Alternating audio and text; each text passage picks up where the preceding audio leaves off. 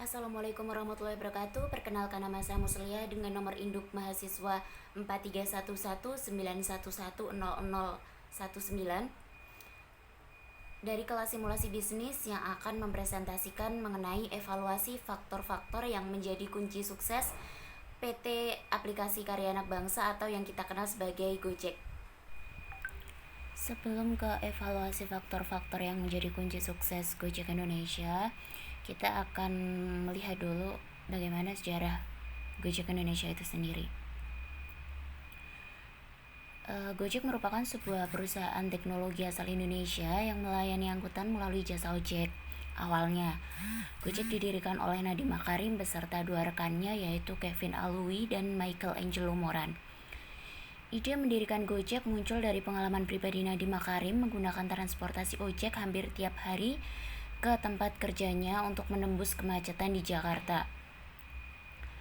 Sebagai seorang yang sering menggunakan transportasi ojek, Nadiem melihat ternyata sebagian besar waktu yang dihabiskan oleh pengemudi ojek hanyalah sekadar mangkal menunggu penumpang. Padahal, pengemudi ojek akan mendapatkan penghasilan lebih banyak bila terus mencari penumpang. Selain itu, ia melihat ketersediaan jenis transportasi ini tidak sebanyak transportasi lainnya, sehingga seringkali cukup sulit untuk dicari. Beliau juga menemukan inefisiensi pasar waktu itu. Waktu tidak dibutuhkan ada banyak, tapi ketika dibutuhkan ojek-ojek itu tidak ada. Dari pengalamannya tersebut, Nadiem Makarim melihat adanya peluang untuk membuat sebuah layanan yang dapat menghubungkan penumpang dengan pengemudi ojek. Pada tanggal 13 Oktober 2010, Gojek resmi berdiri dengan 20 orang pengemudi dengan mengawali perjalanannya melalui layanan kurir pengantaran barang dan transportasi roda 2. Pada saat itu, Gojek masih mengandalkan call center untuk menghubungkan penumpang dengan pengemudi ojeknya. Pada pertengahan tahun 2014, Nadiem Makarim mulai mendapatkan tawaran investasi. Lalu pada tanggal 7 Januari 2015, Gojek akhirnya meluncurkan aplikasi berbasis Android dan iOS yang menggantikan sistem pemesanan menggunakan call center. Akhirnya Gojek berhasil menyelesaikan permasalahan transportasi ojek yang membuang waktu dengan mangkal di sebuah lokasi menjadi sebuah layanan transportasi eksklusif yang dapat dipesan melalui aplikasi dari smartphone sehingga lebih mudah dan menghemat waktu pelanggan maupun pengemudi. Strategi Gojek.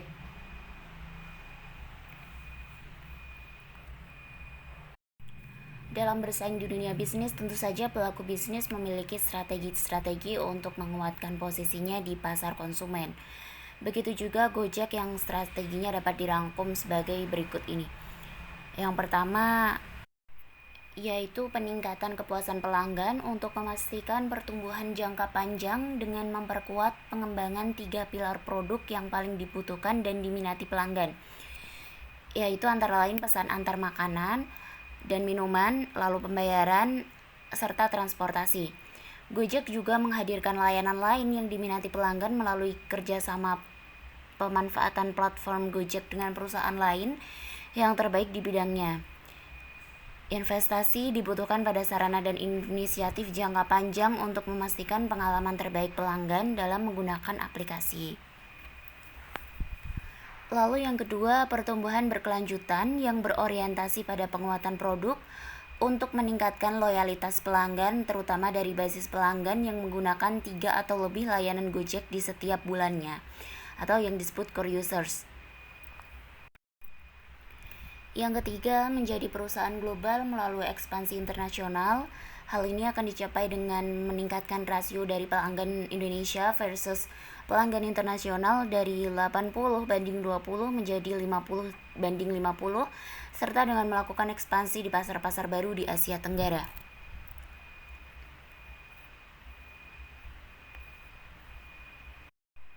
Sebagai awal, Gojek akan menggelar layanan transportasi di negara-negara target ekspansi, lalu dilanjutkan dengan layanan lain seperti GoFood dan pembayaran digital. Yang keempat, menjadi tempat kerja berkelas dunia untuk menjaring talenta terbaik nasional dan internasional.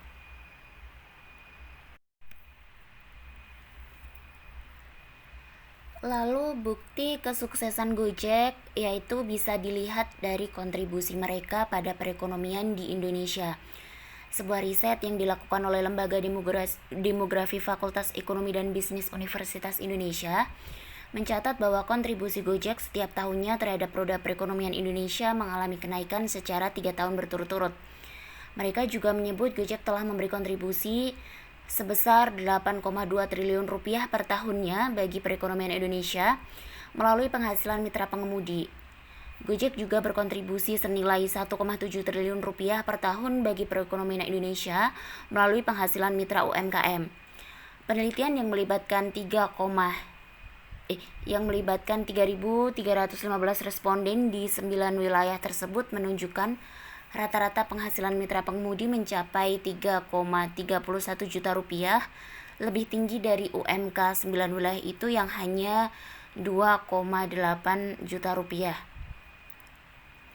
Pada tahun 2020, Gojek berkontribusi senilai 104,6 triliun rupiah yang sebenarnya dibagi menjadi dua, yaitu kontribusi langsung mitra Gojek dan dampak multiplier yang berada di luar ekosistem Gojek, seperti bengkel dan pedagang pasar yang berhubungan dengan layanan GoFood.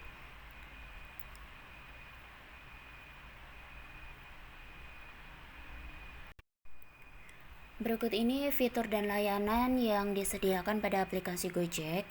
Yang pertama GoSend, yaitu layanan transportasi barang. Tersedianya di Indonesia, Thailand, dan Vietnam. Lalu GoRed atau GoBike, layanan transportasi penumpang dengan sepeda motor, tersedia di Indonesia, Thailand, dan Vietnam. Lalu yang ketiga GoFood, layanan pemesanan makanan yang tersedia di Indonesia dan Thailand. Lalu GoBox, layanan pengantaran barang berukuran besar. Yang kelima GoClean, layanan membersihkan rumah. GoGlam, layanan kecantikan. Lalu GoMessage, layanan pemijatan. GoTix, layanan pemesanan tiket. GoCar, layanan transportasi penumpang dengan mobil, tersedia di Indonesia dan Singapura. Lalu GoAuto, layanan montir. Yang ke-11 GoMed, layanan pembelian obat. Lalu GoPulsa, layanan isi pulsa elektronik. GoShop, layanan belanja barang. GoBills, layanan berbagai pembayaran. GoPay, layanan pembayaran digital. Yang ke-16 GoDeals, layanan penawaran diskon.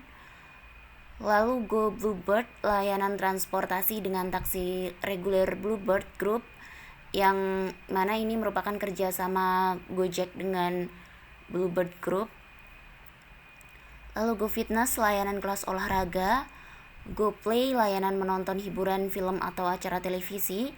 GoGames, layanan permainan daring.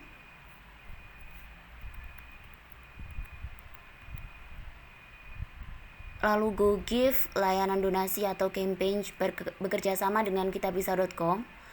GoPoints, program loyalty reward dalam menggunakan Gojek. GoShare, layanan asuransi. Lalu GoInvestasi, layanan investasi.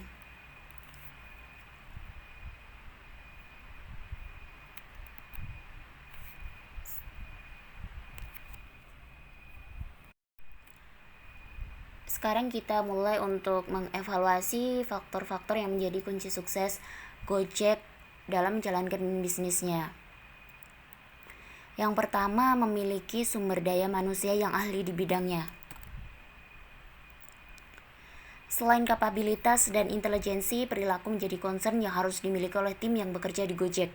Sumber daya manusia harus memiliki pikiran terstruktur. Pemikiran yang sistematis merupakan dasar untuk mengembangkan bisnis yang dikelola. Nah, di sini ide kreatif dalam berinovasi dihasilkan dari pikiran-pikiran yang terstruktur itu sendiri. Keberanian juga diperlukan dalam menciptakan bisnis yang sustainable. Karena tanpa keberanian tak ada kemajuan yang bisa diraih sebuah perusahaan. Di sini berani mengambil keputusan dan berani mengambil risiko juga menjadi kriteria SDM yang akan bekerja di Gojek.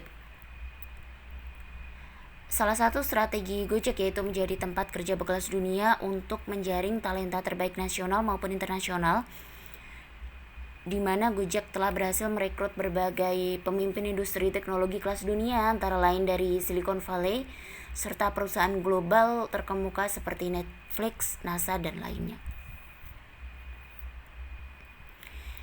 Yang kedua, yaitu modal bisnis yang cukup untuk mengembangkan kita kembali lagi. Yang kedua, faktor pada pelanggan dan peluang. Mereka fokus pada pelanggan dan peluang bisa dilihat berdasarkan fokus strategi yang dilakukan oleh Gojek, di mana pihak mereka memikirkan bisnis yang sustainable dengan cara fokus terhadap pelanggan. Dengan ide kreatif dan inovasi yang selalu dihadirkan dengan adanya fitur dan layanan yang mencakup banyak kebutuhan pelanggan akan memperpanjang eksistensinya di dunia bisnis jasa pelayanan. Lalu yang ketiga, modal bisnis yang cukup untuk pengembangan. Gojek pertama kali mendapatkan kucuran dana dari NSI Ventures pada Juni 2015. Besaran dananya tidak dipublikasikan. Lalu pada Oktober 2015, Gojek kembali mendapatkan investasi dana, kali ini dari Sequoia Capital dan DST Global yang juga tidak disebutkan jumlahnya. Pada Agustus 2016, Gojek secara resmi mengumumkan pendanaan senilai 550 juta US dollar atau sekitar 7,2 triliun rupiah dari KKR, Warburg Pincus, Farallon Capital, dan Capital Group Private Markets dan investor-investor sebelumnya. Dengan adanya pendanaan tersebut, Gojek resmi berstatus sebagai unicorn pertama di Indonesia, yaitu startup dengan valuasi lebih dari 1 miliar US dollar, yang pada saat itu valuasi Gojek telah mencapai 1,3 miliar US dollar atau sekitar 17 triliun rupiah. Pada Januari 2018, Google melalui situs blog resminya mengumumkan bahwa mereka telah memberikan pendanaan untuk Gojek. Ini merupakan investasi pertama Google pada startup di Asia. Kucuran dana tersebut merupakan bagian dari seri pendanaan yang diikuti oleh Tencent, JD Temasek, dan Meituan Dianping yang mencapai angka 1,2 miliar US dollar atau sekitar 16 triliun rupiah. Dalam pengumumannya, Google tidak merinci besaran jumlah investasinya kepada Gojek, namun sebuah sumber dari Reuters menyebutkan totalnya sekitar 100 juta dolar Amerika Serikat atau sekitar 1,3 triliun rupiah. Tidak lama setelah Google, pada 12 Februari 2018, Astra International yang merupakan salah satu perusahaan otomotif nasional mengumumkan investasinya kepada Gojek senilai 150 juta US dollar atau sekitar 2 triliun rupiah. Suntikan dana tersebut merupakan investasi terbesar sepanjang sejarah Astra di sektor digital. Pada hari yang sama, Jarum Group melalui PT Global Digital Niaga yang merupakan anak usaha perusahaan modal Ventura Global Digital Prima milik Jarum juga mengumumkan investasinya kepada Gojek. Dalam pengumuman tersebut, GDN tidak bersedia mengungkapkan berapa dana yang mereka investasikan kepada Gojek. Lalu pada Juni 2020, Facebook dan PayPal turut berpartisipasi memberikan pendanaan untuk Gojek.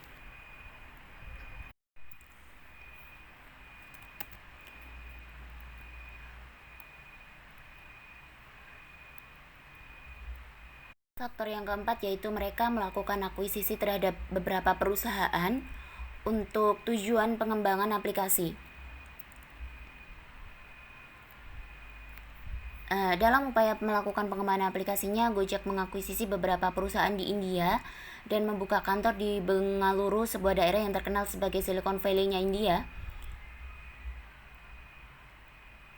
Pada Februari 2016, Gojek mengakuisisi C42 Engineering beserta Codelignation, perusahaan pengembangan aplikasi di New Delhi yang sebelumnya juga pernah bekerja untuk Gojek. Pada September 2016, Gojek mengakuisisi Epinata, sebuah startup lokal di India yang menyediakan layanan kesehatan seperti terapi fisik, perawat, hingga pengumpulan sampel untuk pemeriksaan di laboratorium. Lalu yang ketiga, Desember 2016, akuisisi terhadap LiveShift, perusahaan yang bergerak di bidang aplikasi Android, iOS, dan situs internet. Gojek tidak ingin berhenti hanya sebagai perusahaan transportasi berbasis daring, namun bertransformasi sebagai sebuah perusahaan financial technology atau yang kita kenal dengan vintage melalui GoPay. Nah, pada akhir tahun 2016, Gojek mengakuisisi PonselPay, sebuah perusahaan keuangan milik MV Commerce yang telah memiliki lisensi uang elektronik atau e-money dari Bank Indonesia.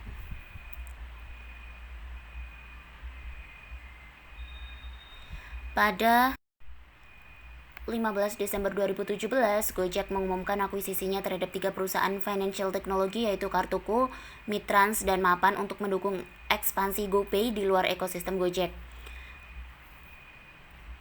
Kartuku sendiri merupakan sebuah perusahaan pemroses pihak ketiga atau third party processor dan penyedia layanan pembayaran.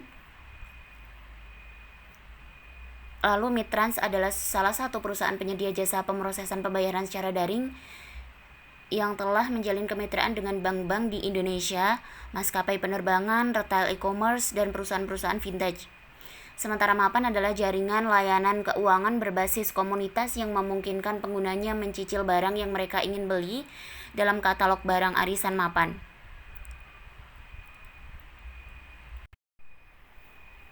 Pada 8 Agustus 2017, Gojek mengakuisisi Loket, sebuah perusahaan yang bergerak di bidang event management dan tiketing. Selanjutnya, September tahun 2018, Gojek mengakuisisi Promogo, sebuah layanan pemasangan iklan di kendaraan. Lalu, pada Januari 2019, Gojek mengakuisisi mayoritas saham Coins PH, yaitu startup vintage asal Filipina senilai 72 juta US dollar, yaitu perusahaan berbasis blockchain yang memiliki layanan dompet digital. Faktor yang kelima yaitu melakukan ekspansi ke pasar internasional.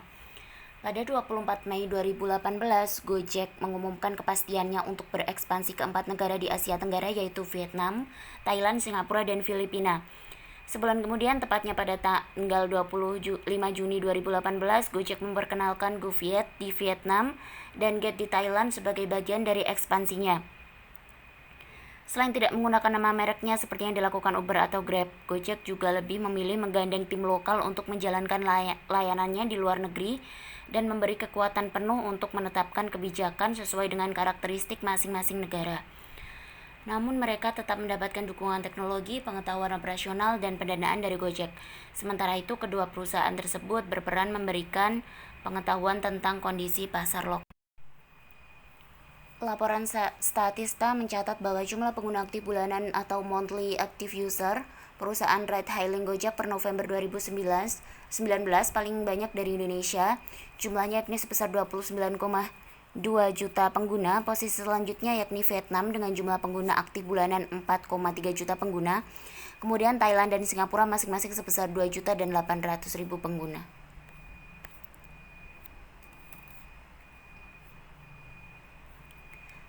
Kesimpulannya yaitu perkembangan teknologi dunia yang begitu pesat hingga menciptakan masyarakat digital membuka peluang kepada perusahaan berbasis teknologi seperti Gojek tetap bisa eksis dengan pengembangannya yang inovatif dalam meningkatkan value perusahaan untuk bisa bersaing dengan kompetitornya.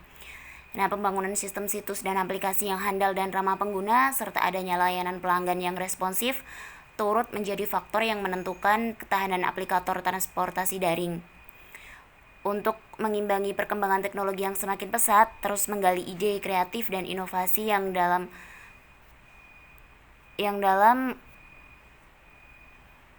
melihat peluang merupakan salah satu cara untuk tetap dapat eksis di pasar konsumen.